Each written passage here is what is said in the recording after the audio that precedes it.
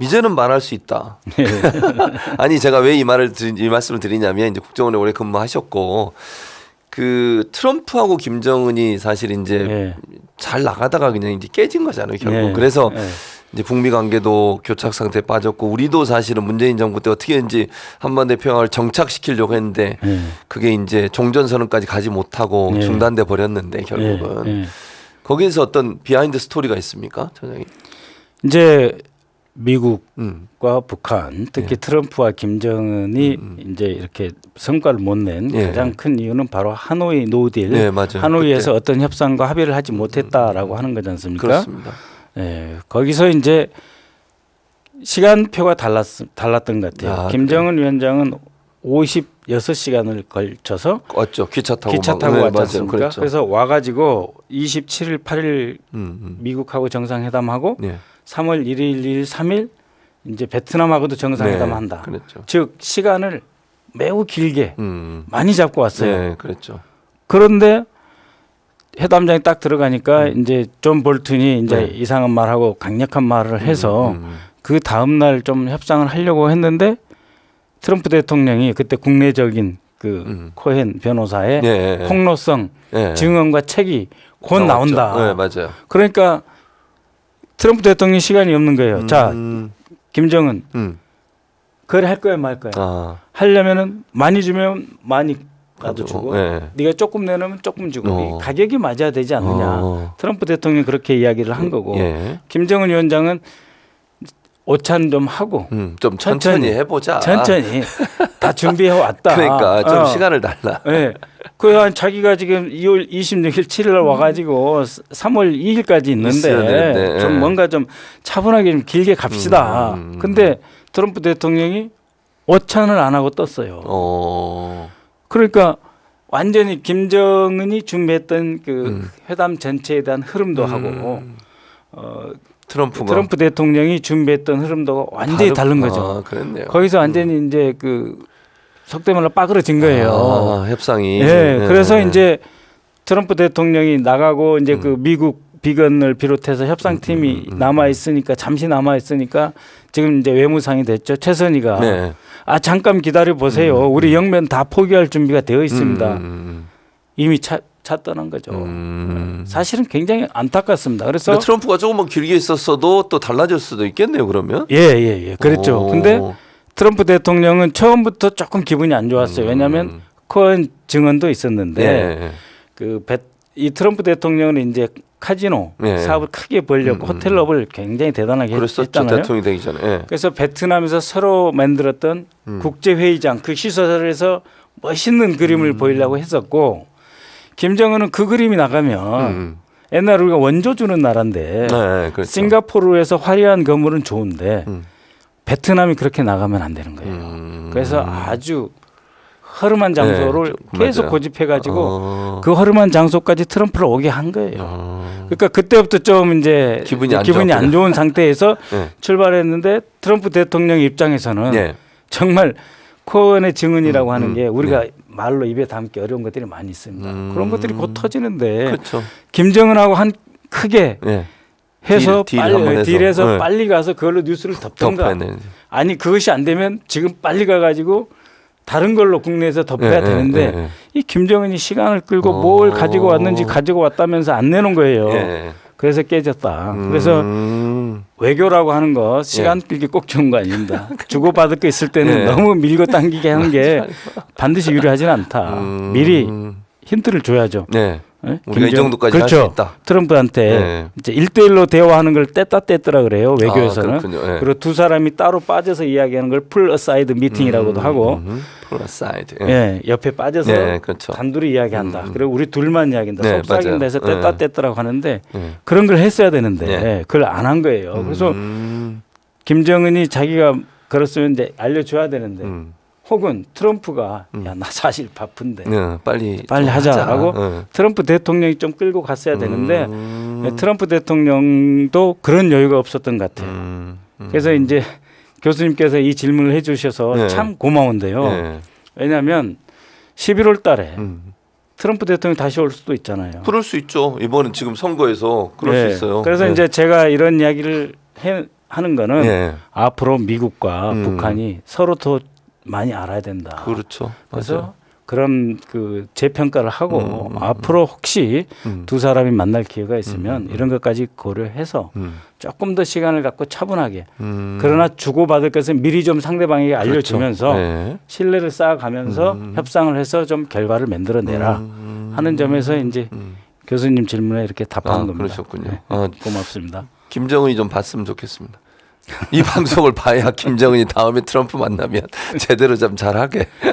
그리고 뭐 봐도 좋죠, 뭐. 윤석열 대통령도 사실은 이런 아이디어를 가지고 만약에 네. 트럼프가 대통령이 된다면 뭐 모르겠습니다. 바이든이 될지 네. 트럼프가 될지 모르겠지만 네. 지금 한참 이제 선거가 진행되고 있으니까 그러니까 선거 운동이 진행되고 있으니까요. 네. 그래서 뭐 사실은 트럼프가 갖고 있는 속성을 잘 알아야 네. 만약에 트럼프가 대통령이 된다고 하면 네. 윤석열 대통령도 만나서 뭐 우리도 협상을 해야 되잖아요. 네. 그런 것들을 잘 이해할 수 있는 기회가 되지 않을까 하는 생각이 듭니다.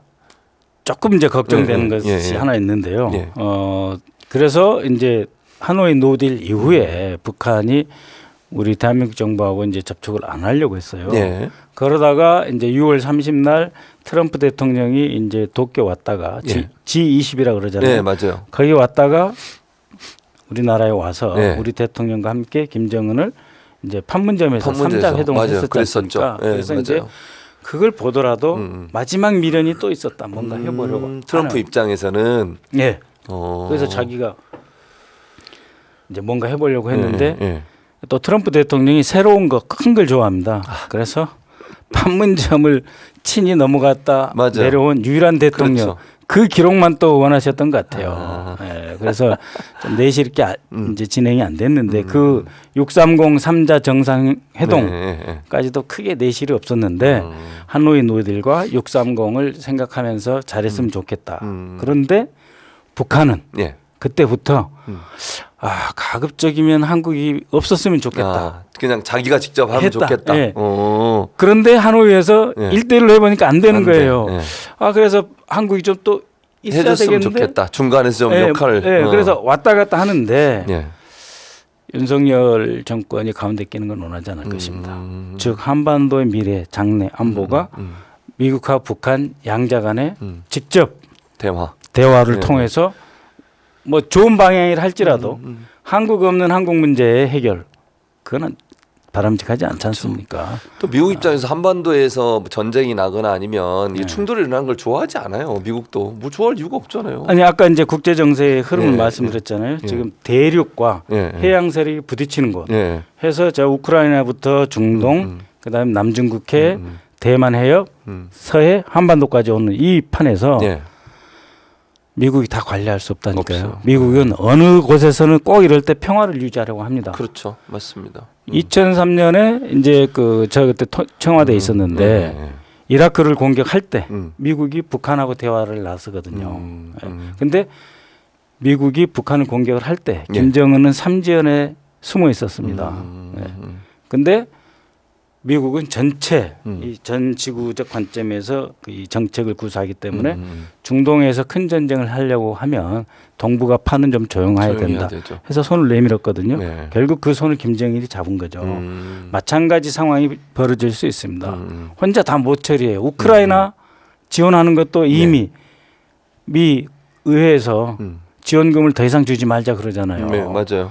힘든 거예요. 나오죠. 우크라이나 힘들죠. 하나 지원하는 것도. 그럼요. 힘들어요. 그래서 우리 안보 우리가 지키고 한반도 평화 대한민국이 중심이 되려면 윤석열 정권은 강성희 의원이 이야기했다시피 국정 기조 바꾸십시오. 그렇죠. 평화 이야기하고 3, 4월 잘 넘기시고 안보를 정치적인 수단으로 카드로 쓰고 싶은 그 욕망 억제하고 그렇죠. 억제하십시오. 네.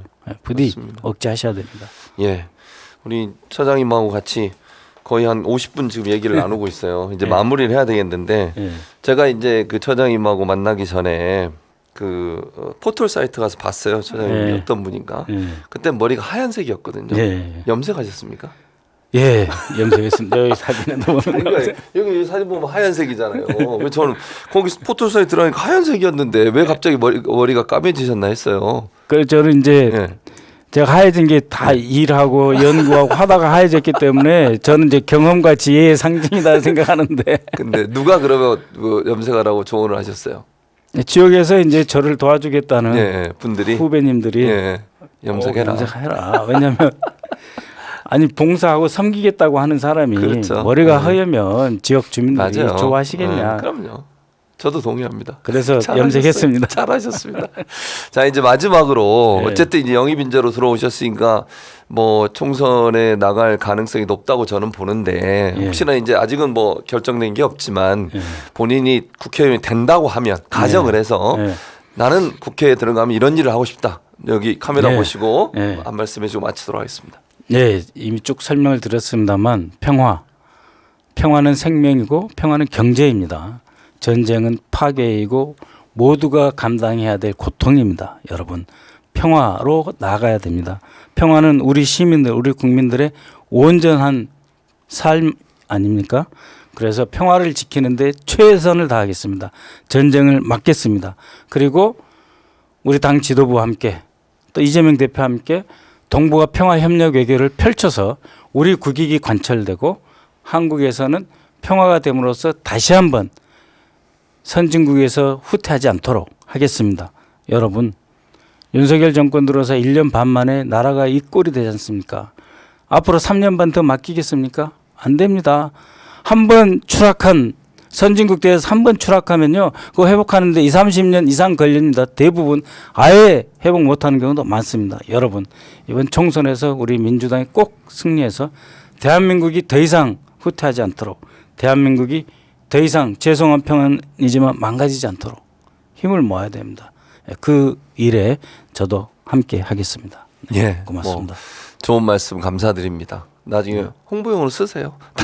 노력하겠습니다. 하시겠군요. 고맙습니다. 근데 제가 볼 때는 말씀하신 대로 평화가 모든 것의 기초인 것 같아요. 경제도 그렇고 네. 우리 뭐 발전도 그렇고 선진국 대열에 들어가는 것도 네. 평화가 없으면 사실 다 무너지는 거잖아요. 네. 그런 점에서 정말 중요하고 네. 그 분야의 전문가이시고 국제정치학 박사시기도 하니까 네. 저는 만약 민주당이 국회의원이 되신다고 하면 그런 일을 잘 하실 수 있는 분이다 이런 생각이 듭니다. 예. 예. 예. 교수님 우리가 공부를 했지만 예. 가장 기본 국가의 의무가 뭡니까? 영토 지키는 그렇죠. 것, 국민 맞습니다. 지키는 것, 주권 지키는 것 이 세 개. 예, 맞습니다. 그 세 가지를 지킨다는 건 곧 평화로 우리 국민을 보호한다는 거 그렇습니다. 아니겠습니까? 맞습니다. 예. 꼭 그렇게 되시기를 저도 응원하도록 하겠습니다. 고맙습니다. 저도 하겠습니다. 시민의 한 사람으로서 국민의 한 사람으로서.